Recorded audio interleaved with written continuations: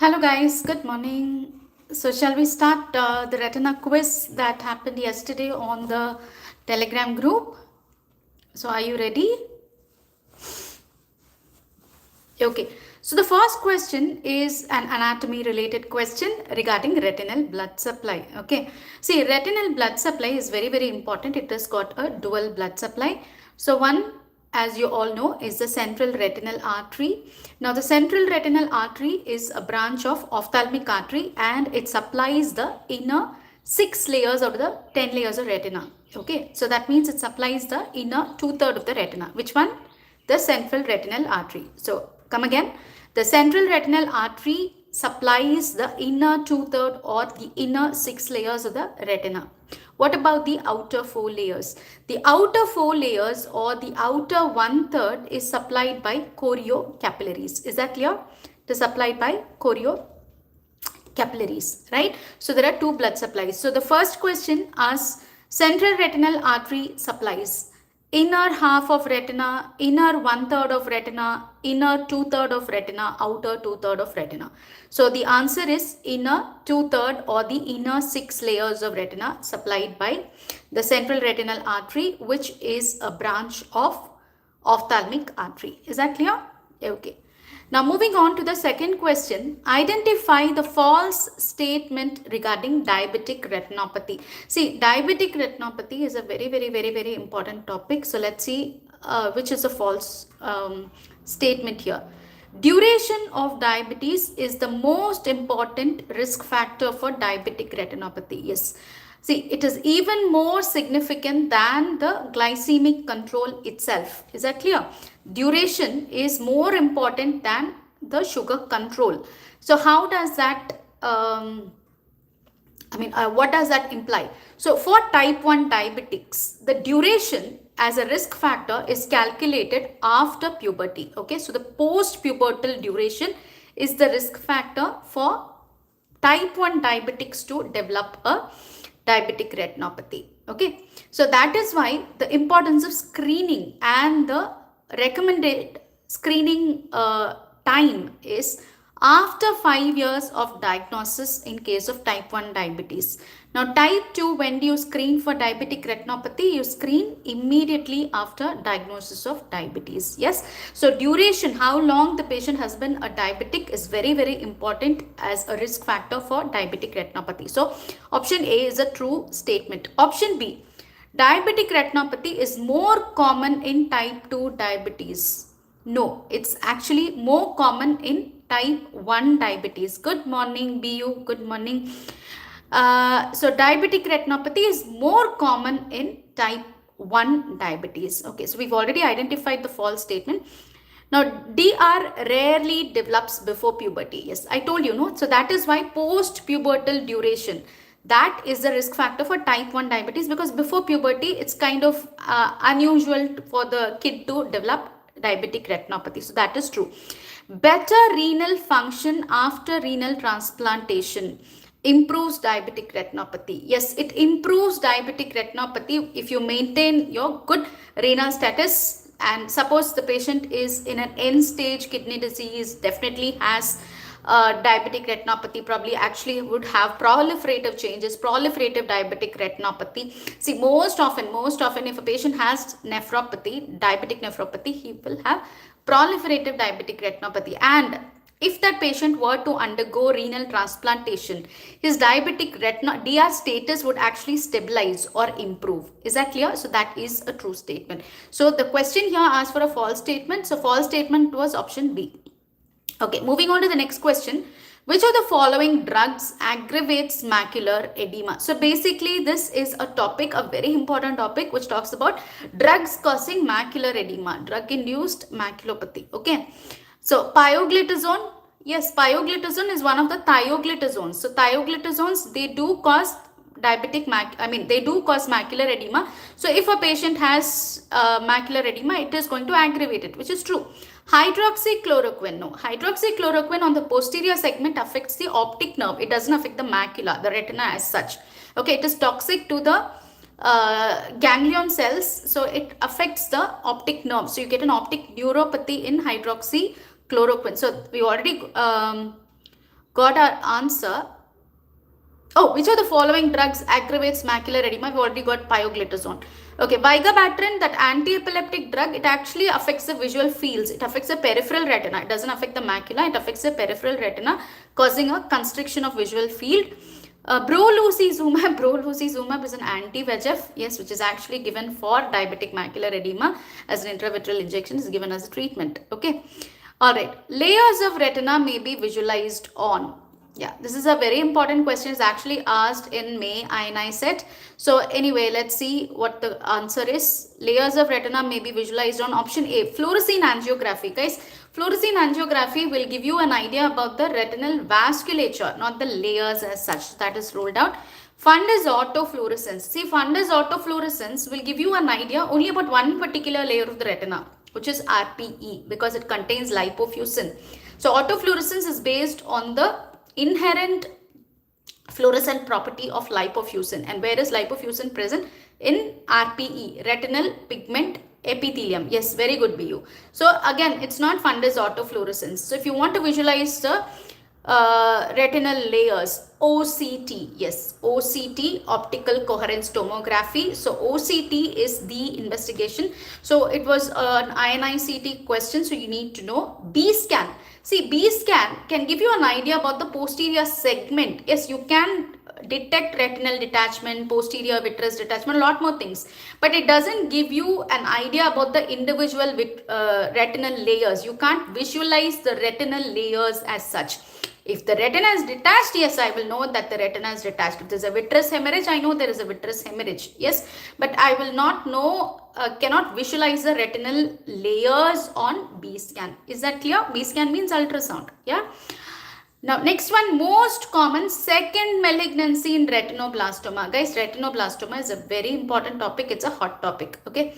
And what is the most common second malignancy? Second malignancy means, suppose the patient has retinoblastoma. Yes. So, if he has retinoblastoma, he can have other malignancies in the body. Okay, so that is what we mean by second malignancy, and most common is osteosarcoma. Very good, Vinod. Yes, very good. So it is osteosarcoma. You were missed yesterday, Vinod. All right. So next question, macular disease may be differentiated from optic nerve dysfunction. So how do I distinguish macular pathologies and optic nerve pathologies? Okay, right.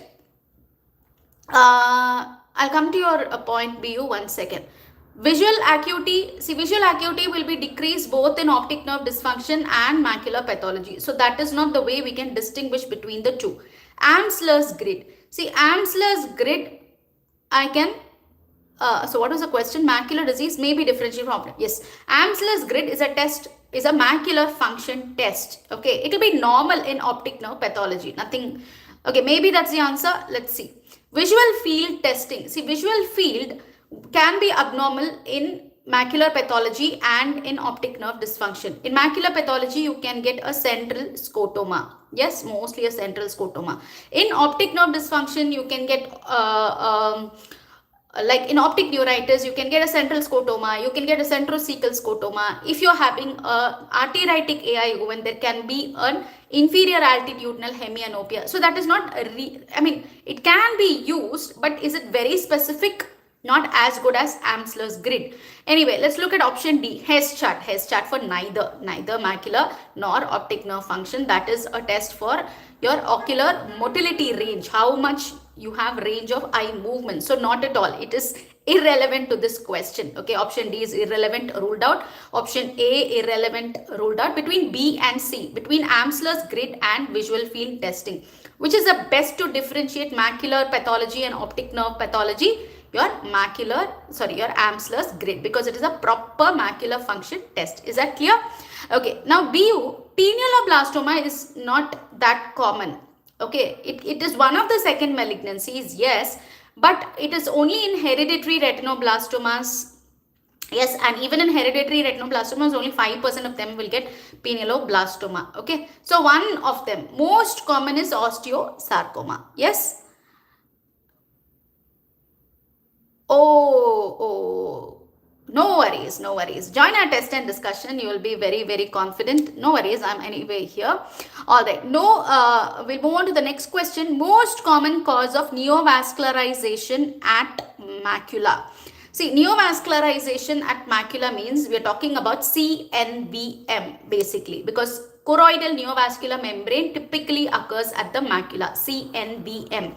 So let's see option A, diabetes, option B, pathological myopia, option D, C, ARMD, option D, trauma. See, actually in all the four causes you can get CNVM. In diabetes also, when your macular edema unresolved, later it can become CNVM. You can get CNVM in diabetes. Pathological myopia, yes, there can be a CNVM. ARMD, age-related macular degeneration, the wet type or the neovascular type or the exudative. That type, it is CNVM is the hallmark. Trauma also, you can get CNVM. So out of all these four, which is the most common? ARMD. Which type of ARMD? Is it the dry or wet? Wet ARMD. What is the other term for wet ARMD? Exudative ARMD or neovascular ARMD. Okay, so the hallmark of wet or neovascular, the other name, or exudative ARMD is CNVM. Okay, choroidal neovascular membrane. What is the hallmark of dry ARMD? Drusen. Okay, drusen, right? Okay. SNP of which of the following genes is implicated in central serous retinopathy? Okay, so that's very new. Okay, so what is this polymorphism, nucleotide polymorphism, which can cause, which is a risk factor for CSCR? It is complement factor H. Okay, so complement factor H is actually involved in CSCR. It is also involved in ARMD as well. So please note it down. That's something new. It's proven. So a genetic risk factor is there. Those who have SNPs of the complement factor H gene. Okay, so they can develop chronic, central serous retinopathy or ARMD. Right. Question number 9. Which of the following represents the tiny embryological remnants in the vitreous gel? See, embryological remnant in the vitreous gel. Okay, so the tiny particles. Okay, so this is a little tricky, no? The wording is a little tricky. Clockett's canal, Musquet volitans, Bergmeister's papilla, Mittendorf's dot. See, all of them are something to do with the embryology of vitreous, all the four options. But the question is embryological remnant.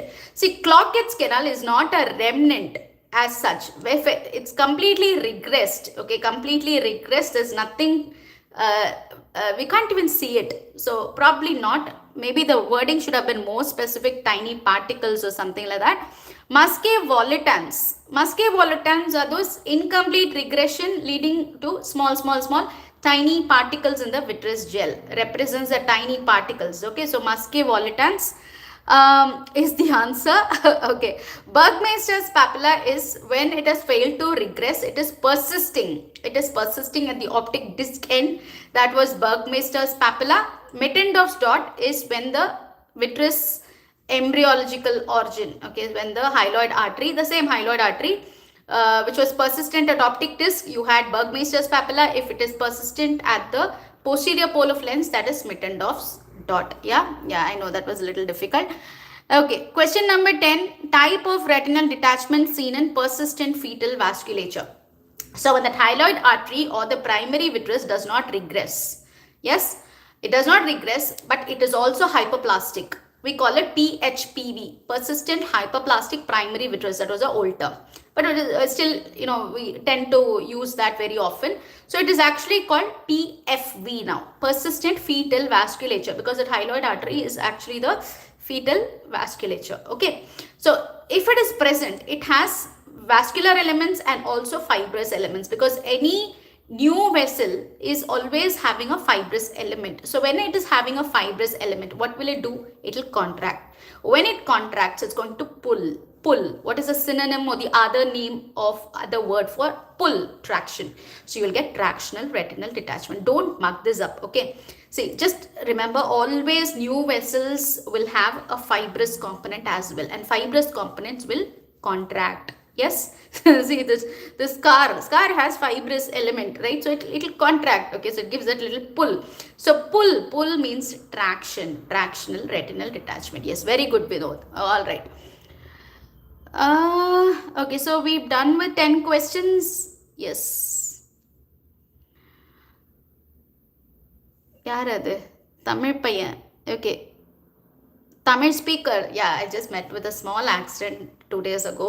So minor injuries. Is taking care. Yeah. Thank you. Okay, so please pray for me. I should be okay. But yes, we continue working and we have to do what we need to do. Okay, so today evening we have glaucoma quiz, right? Yeah, we have glaucoma quiz at 6 p.m. on the Telegram group. And tomorrow 11 a.m. we'll have the glaucoma discussion here. Yes, guys, today is the last day of the New Year sale. There's a 20% discount on all books. There's no hidden terms and conditions on all books and all courses.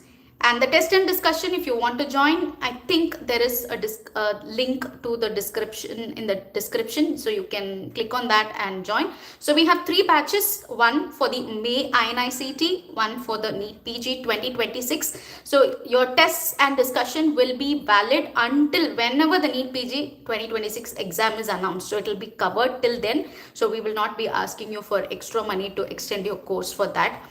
Because nobody knows the date as yet. And there's one for PDCET aspirants. So there are 3 batches running. So you let us know. You can click on the link to join us there. And it goes with a schedule. Okay, so 3 tests per week, 20 questions per test with a discussion.